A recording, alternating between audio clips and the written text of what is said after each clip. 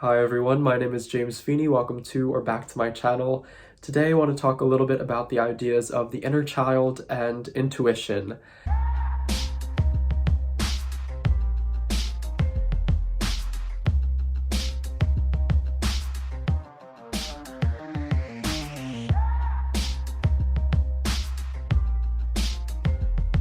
These are topics that I'm thinking of a lot more recently. I have expressed some interest to put in more work to develop my intuition as opposed to just studying and journaling and gearing myself more toward that academic side of magical studies, of the occult, of spiritual practice and my path. And in deciding to venture further into that field of intuition and hands-on practice and experience, I then find myself in the realms of intuition and things that are a little bit more instinctual. And I would say that intuition for me is something that has, in the majority of my practice, come a bit secondary to the more practical and analytical elements that are at play at any given point in my studies and spiritual practice. So how does the idea of the inner child really factor into this? This is something that I found to be a bit interesting in the recent days, and I guess something that I've stumbled upon and found to be the case, at least for myself, is that there are deep ties between what we think of as the inner child and our intuition. And in the past, I've heard others speak to inner child work or doing things in connection to the inner child, and I guess maybe I didn't understand, or I couldn't quite understand where some were coming from with work of that nature or what they were exactly speaking to. I didn't quite get it. I guess it's the idea of working with something. What does that mean? I was like, is this a means for somebody to connect to a more youthful spirit? Is this just them engaging in activities that they enjoyed when they were younger and trying to seek, I would say, maybe reaching a place that feels good and comforting? I didn't quite get it at that time, but I think in recent days I get it more so because I feel like I am connecting to what the inner child means to me, and for me that does play an active role in me developing my intuition in my personal spiritual practice. I do read for clients. I am a professional tarot reader, and I think that that's something that I can separate from my personal practice pretty effectively. So my intuition as it pertains to my professional practice feels well developed. It feels integrated and very much a part of that experience. But where I'm concerned with my own intuition on a daily basis, I would say, and my own practice and the things that I do for myself, that's where my intuition, I feel, is sometimes lacking. I actually think that sometimes the way that I go about reading books and studying and conveying information, whether as a student or a more teacher type figure, I use that as a crutch at times, I'm finding. So that way I don't have to actually go about the practice of something. I can't have failed if I never tried. I will then use the excuse of study to put off doing something, and I'm realizing that I can only do that for so long, and I can only make so many excuses. So something, and a key tool, and something that I found to be a turning point for me, or a realization point for me in my journey towards this, hopefully in the new year, is actually a new tarot deck that I recently acquired. This is the Dreamer's Tarot by Marcella Kroll. It was very recently released. I love Marcella Kroll's art style. I have her two oracle decks. One is the Nature Nurture Oracle, I believe, and there's the Signs and Sigils Oracle. I could be wrong. I will link her Instagram and Etsy shop below. This deck did sell out really quickly, and so I know it's not available right now, but she's planning to restock for the springtime. So if you want a walkthrough of this, I've debated doing one, just a little walk through the cards and speaking to the deck itself, but I saw that she'd posted this, and it looked like a deck that really didn't fit with my reading style, with my aesthetic, the pastel colors, here, I'll show a few of the cards. I would just say that by and large, this doesn't seem like the kind of deck right on the surface that would fit with my reading style. So I was very curious about why I was so drawn to it. It kind of has this silver edging that is very rainbow, iridescent shift to it. These are the backs. Has more of this like pastel rainbow. And this is the card I got actually yesterday in a reading, but some of the cards are Rider-Waite-Smith based, some kind of go off on their own. It is a bit Pippish and Minors. Some are actually a bit thothy, surprising to me actually. And this was a bit of an impulse purchase. So this is one that I consider to be a bit thothier in its depiction, but I really am enjoying this deck, and there was something about it that grabbed me, and I didn't understand why, but I knew I had a really strong feeling toward it.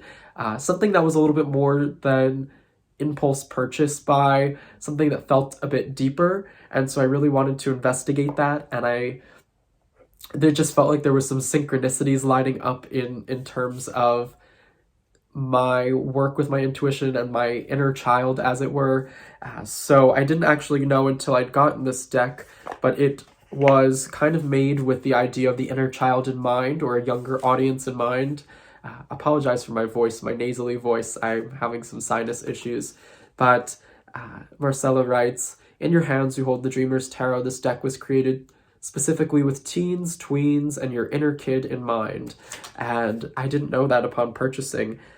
I just thought it was a really interesting deck with more of a simple art style that was conveying very baseline elements. There definitely is something evocative about it, and I don't see people in it, and that's something I like, or people that look like everyday people. The scenes are definitely a little bit more abstract and metaphorical, so I can run with that. So those are all things that I do appreciate, but I would say that this style of deck isn't necessarily the one that I would seek out the most, but I do think there's something to be gained from this, and I'm starting to think that the feeling that I got that really drew me toward it, that made me want to purchase it, was that inner child who liked the shiny edges, who liked the idea of the pretty simple pictures. Simple in their art style, not simple as in it's simplistic or reductive. I think that there's a lot of depth here actually, and I never quite understood how others would go deep with a deck that didn't have a lot of study material. For me, I was like, how can you go deep if there aren't a myriad of books to accompany the underlying occult subject matter and symbolism? But I do think that there is a way of going deep with the deck that is more intuitive and feeling, and I'd like to experience that for myself a lot more. And I think this is one of those types of decks that might help me to do that. I was watching Lennon Smith's recent video on the innocent, the archetype of the innocent, and how that connects to the child.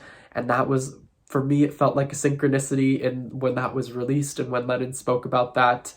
This was something that was on my mind, and it was the beginning, of course, of the year where I was wanting to investigate that subject matter. And then upon purchasing this, I thought back to something that Anna from Astro Lady Tarot said in one of her recent videos, and I know that it wasn't the point of the video at all, but she had recently purchased a deck and spoke to not putting so much pressure on it being the deck, that it didn't have to be this grand thing that was going to change her life, that allowing and putting less pressure on the relationship with the deck itself might set it up to have a better and more fruitful relationship going forward. And I really like that idea, so I'm not putting much pressure on how I'm going to work with this deck as a deck that maybe doesn't quite fit my art style or aesthetic or type of deck that I would seek out. I do think that innately and intrinsically the idea of the inner child is connected to the intuition. If I think of children in general, or myself as a child, or any of us as children, we didn't really have a baseline of a wealth of information to draw upon in our experience. We had to trust our feelings. Our intuition was kind of the ultimate informant for our experience. I think time and our perception of it was more fluid and varied. The way that we perceived our realities was a lot more interpretive and feeling and magical in nature, I would say, because of the fact that we weren't filtering it through a lens of, I would say, consensus reality opinion or quantitative or qualitative data. I would say that the intuition was the primary lens through which we experienced our life as children. We don't have doubts. We don't doubt ourselves as a child. We don't have reason to yet. We don't have the experience and life and information at our disposal to even conjure up ideas of doubt. And so intuition reigns sort of supreme. We see something, we feel something, and it just is for us. It is an experience. We accept it as our reality. We don't try to suppress it. We don't try to move past it. We don't have reason to want to do those sorts of things. We don't have responsibilities necessarily yet, or things in favor that we have in favor of intuition. We don't have reason yet to seek out other things.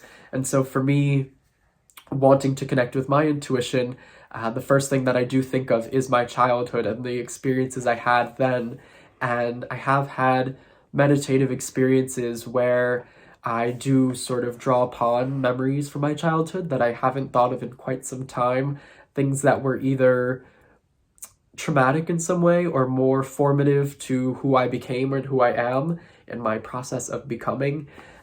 So all of those things to me are quite intuitive, and I would really like to dissect and return to those memories, to that headspace, to those feelings, the feelings that I felt then, and the overwhelming realness and acceptance I had of my feelings at that time, where I wasn't doubting myself, where I wasn't so critical of myself, where I wasn't comparing my perceptions to what I believe others would have felt.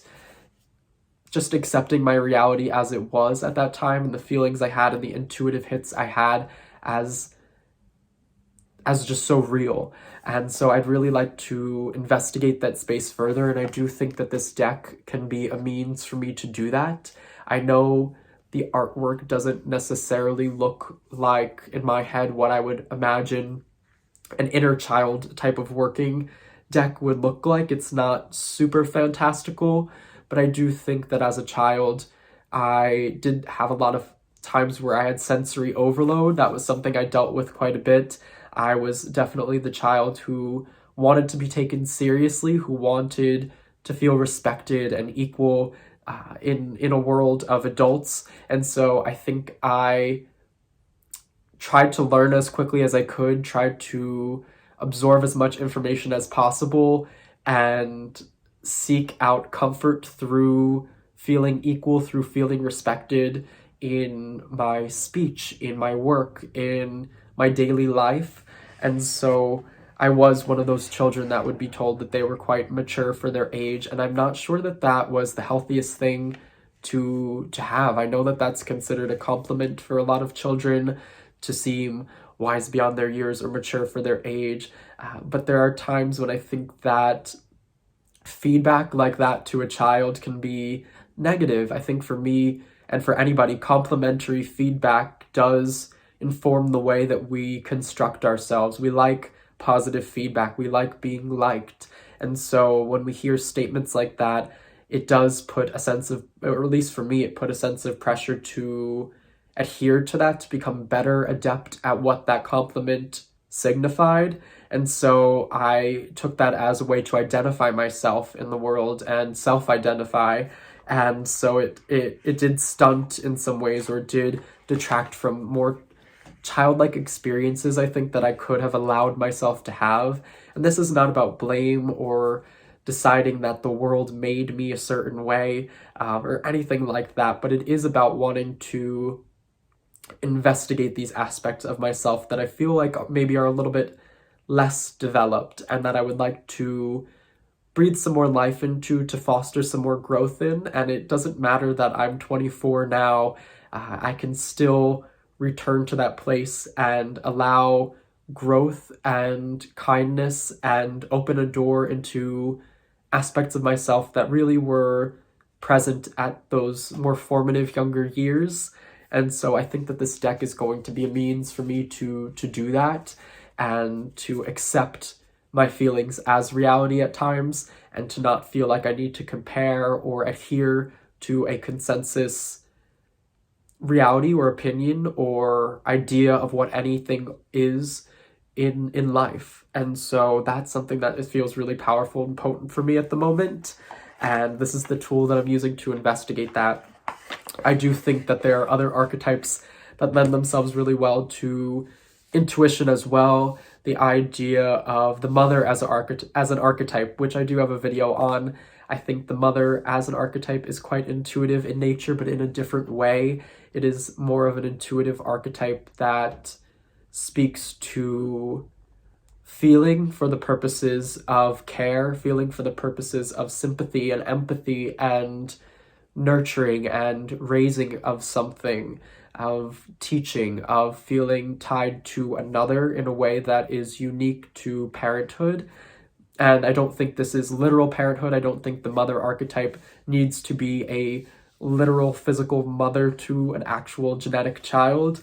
So that's just, I wanted to put that caveat in because I think there's more of an abstract, metaphorical, parabolic way of maybe understanding what the mother is or what any archetype is in a way that is more expansive as opposed to confining or reductive. But for me, the idea of the inner child right now as a means to tap into intuition feels the most right. And so I'd like to see where that goes. And I'd like to share maybe some of my journeys and findings on that going forward. For me, it really has been about listening to my instincts, listening to those little gut feelings, like telling me that the colors in the pictures really would have resonated with maybe 4 or 6-year-old James, who felt overwhelmed when he saw too much in an image. So he likes these images and he feels some sort of way when a line is a certain way or when this comes together, and I don't necessarily need to understand what the image is as the archetype of a technical card meaning that I know through knowledge, that I know through study is a certain thing, that I am allowed to deviate from that to such a degree that may be wild, that may be completely off base, but to allow myself that freedom is something that can lead to something really beautiful. The same goes for my spiritual practice and spell work and trusting myself more and feeling like I am whole and confident and at home in my own practice, in my own being, and that I'm not striving for or yearning for anything, that I'm just following the current of who I am and where I'd like to go. And for me right now, as on a personal level, that is very much seeking out experience and learning through experience and tapping into my intuition through my inner child and maybe fostering that relationship in a way that I didn't feel like I offered it adequate attention at the time that it was actually taking place, but that I can do so now. So I'm curious to know, based on that ramble, what all of your thoughts are on the inner child as it pertains to intuition, what archetypes you feel are very much tied into your intuition and how you access it. If you are more of an analytical practitioner or somebody who does like to read a lot and journal a lot and absorb information, and what that means for you in terms of your practice. If you are more experiential, all of that are things that I'm very curious to know about. So if you care to make a VR or comment below, I would be very, very curious.